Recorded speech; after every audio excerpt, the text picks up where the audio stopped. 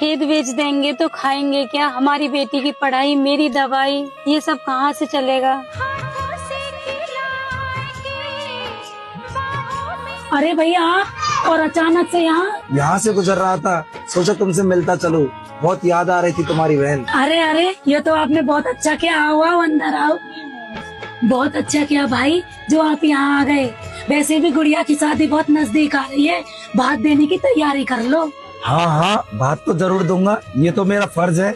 तो रिश्तेदार, पर भाई इस बार बात थोड़ा बड़ा होना चाहिए। पड़ोस में चंगीलाल काका की बेटी के बात में उसके मामा ने 2 लाख रुपए दिए हैं। मुझे उससे ज्यादा चाहिए, पूरे 2,11,000।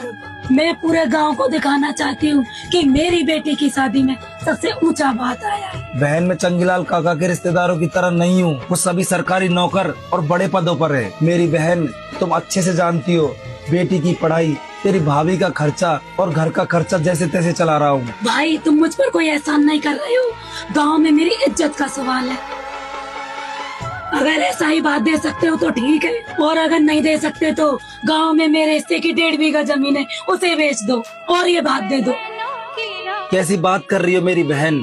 उस जमीन में तुम्हारा नाम तो है, लेकिन उसकी जड़ में हमारे पिताजी का खून और मेरी मेहनत। तुम कहती हो बहन कि तुम्हें तुम्हारा हिस्सा चाहिए, पर तुमसे एक बात पूछूं, जब तुम्हारी शादी इस घर में की थी तब क्या मैंने अपनी हैसियत देखी थी? नहीं बहन, मैंने तो तुम्हारे सपनों की उड़ान देखी थी, ताकि जो सुख तुम्हें तुम्हारे पियर में ना मिले हो, वो सारे सुख सुविधा इस घर में मिल जाए। तुम्हारे सुख के लिए ही मैंने जमीन गिरवी रखी और कर्ज उठाया, ताकि तुम ये ना कह सको कि तुम्हारे भाई ने तुम्हारा हिस्सा खा लिया। इन बातों से मुझे कोई फर्क नहीं पड़ता।